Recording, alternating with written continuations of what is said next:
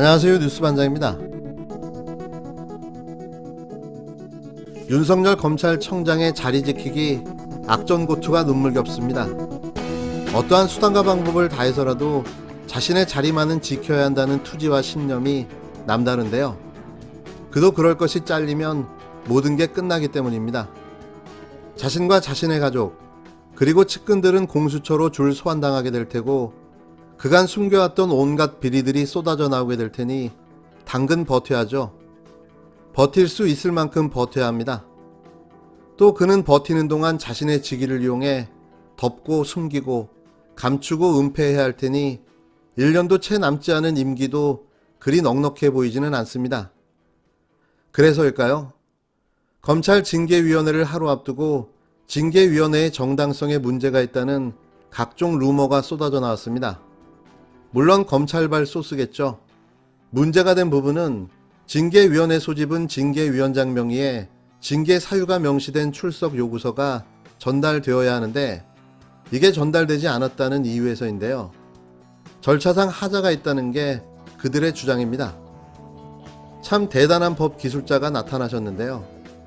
이는 법무부 장관이 징계위원장을 맡는 게 관례이나 추미애 장관이 윤 청장을 직접 징계 요청한 당사자이기 때문에 위원장직을 맡지 못하면서 고기영 대검차장을 위원장으로 임명하려 했지만 그의 사의로 불발됐기 때문인데요.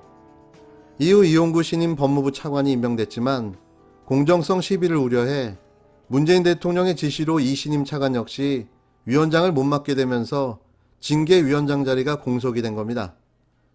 물론 현재 외부에서 보기엔 그렇다는 건데요. 저희가 모를 뿐 내부에선 위원장 임명과 절차를 다 마쳤을 수도 있죠. 하지만 이걸 문제 삼겠다고 나선 건 분명해 보입니다.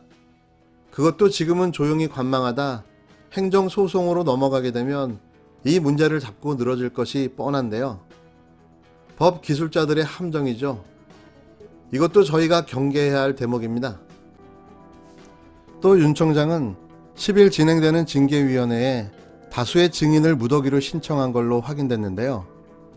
뉴욕 법무부 감찰관, 박영진 전 대검 형사 1과장, 손준성 대검 수사정보정책관, 이성윤 서울중앙지검장, 한동수 대검 감찰부장, 정진웅 광주지검 차장검사, 그 외 검찰 관계자 등 어림잡아 10여 명 이상의 증인을 신청한 것으로 확인됐습니다. 물론 강제 조항은 아니다 보니 증인들이 출석할지는 미지수인데요. 이렇게 많은 증인들을 신청하다 보니 징계위원회가 길어질 수밖에는 없는 거죠. 이는 다분히 의도적으로 하루 만에 징계위원회가 끝날 수 없는 상황을 만들고자 한 의도로 보여집니다. 참 즐깁니다. 그러니 구수라는 신기록을 기록하며 사법고시에 패스했을 텐데요.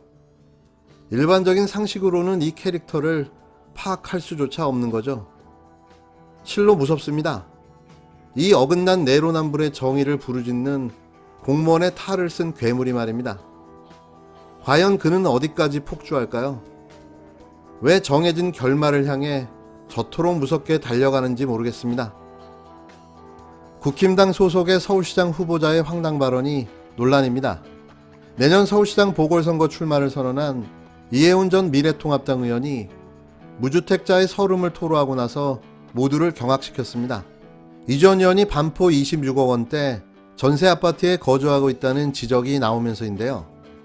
그는 서울시장 출사표를 던지며 한 매체와의 인터뷰에서 흑수저 무주택자들에게 월급 모아서 집 살 수 있는 기회를 드리고 싶었다며 15년째 무주택자로 살다 보니 집주인 전화를 받는 날은 밥이 잘 안 넘어가더라. 이런 상황을 바꾸는 게 서울시장의 의무라고 말했습니다. 그러나 일부 누리꾼들은 이 전 의원의 이 같은 발언에 공감할 수 없다고 비판했는데요.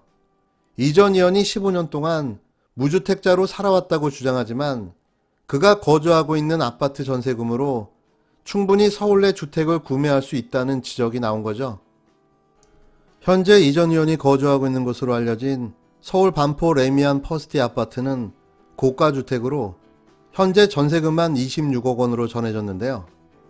지난 2016년 8월 공개된 제20대 국회 신규의원 재산신고 자료에서도 이 전 의원은 같은 아파트 전세권을 21억 원으로 신고했습니다. 또 이 전 의원이 남편과 함께 신고한 재산 등록 내역은 총 65억 2,140만 원이었는데요. 아파트 전세권과 상가 세채, 예금 등을 합친 금액입니다. 사기를 치려거든 제대로 쳐야 되는 거 아닌가요? 다 들통날 거짓말을 왜 합니까? 23억 전세가 무주택자인가요? 65억 2,140만 원의 자산가가 흙수저인가요? 대체 어느 나라 시장을 하고 싶은 건가요? 끝으로 못된 걸 가장 먼저 배운 초선의 한 야당 정치인 이야기를 하고 마무리할까 합니다. 그래도 전직 아나운서 출신이라 바른말 고운말을 사용해 대변인 노릇을 좀 할 줄 알았는데요. 진실을 대변하는 대변인까지는 바라지도 않았습니다. 그런데 수준이 정말 최악인데요. 수돗물을 틀고 이빨을 닦던 그녀 이야기입니다. 문재인 정권을 귀태라고 칭해 논란이 되고 있는 배현진 국힘당 의원이 9일 깊이 곪고 썩은 부분일수록 약이 닿으면 불이 붙은 듯 화다닥 아프기 마련이다라고 자신의 발언에 분노한 민주당을 향해 비아냥댔습니다.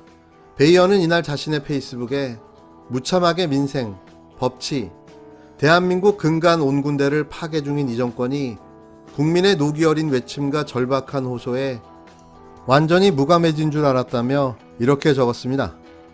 배 의원은 그나마도 느끼니 다행이라며 문재인 정권은 이제라도 국민을 보고 정도로 돌아오라.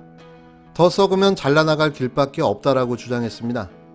배 의원은 전날 김종인 비상대책위원장을 이명박 박근혜 전 대통령 과오 대국민 사과 계획을 비판하며 지금 이 순간 온 국민 삶을 피폐하게 만드는 것은 민주주의를 가장한 귀태, 바로 문재인 정권이라며 국민을 현혹해 재배만 불리는 이 혁명 세력은 정권으로 탄생하지 말았어야 했다는 망언을 서슴지 않았는데요. 과연 그는 귀태라는 뜻이 무엇인 줄 알고 사용했을까요? 혹시 동태나 명태, 술안주로 즐겨 먹는 먹태를 잘못 알고 있었던 건 아닐까요? 아니면 보좌관이 써줬나요? 제가 아는 그는 이 정도는 아닌 것 같은데요. 9일 저녁부터 진행되는 필리버스터에 나와서 딱 3시간만 발언해 주셨으면 합니다. 그럼 바로 알 수 있을 테니 말입니다. 천주교 사제와 수도자 3,951명이 검찰개혁을 촉구하는 시국선언을 발표했습니다. 개신교 목회자와 신도 3,000명도 검찰개혁과 공수처장 임명 절차를 완수하라는 공동성명을 냈습니다. 불교계가 국회 앞에서 검찰개혁을 촉구하는 시국선언을 한다는 보도가 나왔습니다. 원불교, 불교, 개신교, 천주교를 아우르는 종교계 100인의 검찰개혁 촉구 기자회견 이후로 종교계의 시국선언이 들불처럼 번지고 있습니다. 1919년 3.1운동부터 6월항쟁까지 국가의 위기, 민주주의 위기 때마다 우리 종교인들은 신앙인으로서 사회의 빛과 소금, 등불의 역할을 계속해왔습니다. 2020년 대한민국 종교인들은 검찰의 새로운 출발, 검찰의 반성, 검찰의 개혁을 외치고 있습니다. 특권층의 비리와 범죄에 대해서는 얼마든지 눈 감아주지만 자신의 이해와 맞지 않으면 어떤 상대라도 그것이 국민이 선출한 최고 권력이라도 거침없이 올가미를 들고 달려드는 통제불능의 폭력성을 언제까지나 참아줄 수 없습니다. 검찰은 이 종교인들의 질타를 뼈아프게 듣고 과잉 권력을 내려놔야 합니다. 종교인들은 언론의 책임도 묻고 있습니다. 이름도 밝히지 않은 서울대 교수 10인의 정부와 법무부 장관 비판 성명과 수천 수백이 이어지는 종교계의 시국선언을 마치 찬반이 반반으로 갈리는 것처럼 보도합니다. 심지어는 종교계 시국선언을 단신으로 보도하거나 외면해버리는 언론도 있습니다. 검찰의 유리한 보도는 출처도 사실관계도 따지지 않고 단독 속보 경쟁을 하면서 검찰 행태를 비판하는 목소리에는 귀를 막고 눈을 감습니다. 5.18 광주 민주운동 당시 신군부는 언론에 대한 보도 통제를 강제해 진실이 알려지는 것을 막았습니다. 광주의 참상을 알지 못하는 국민들에게 광주 시민을 폭도로 둔갑시켰습니다. 거짓 뉴스의 피해는 2020년 바로 지금까지도 계속되고 있습니다. 5.18을 비방, 왜곡, 날조하거나 허위사실 유포를 처벌하는 5.18 특별법이 법사위를 통과한 것이 40년이 지난 바로 어제입니다. 검찰과 언론인들께 당부를 드립니다.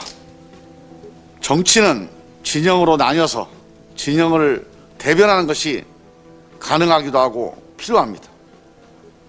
그러나 검찰과 언론은 어느 한 진영을 대변하고 거리낌 없이 편향과 불공정의 길을 간다면 미래가 없습니다.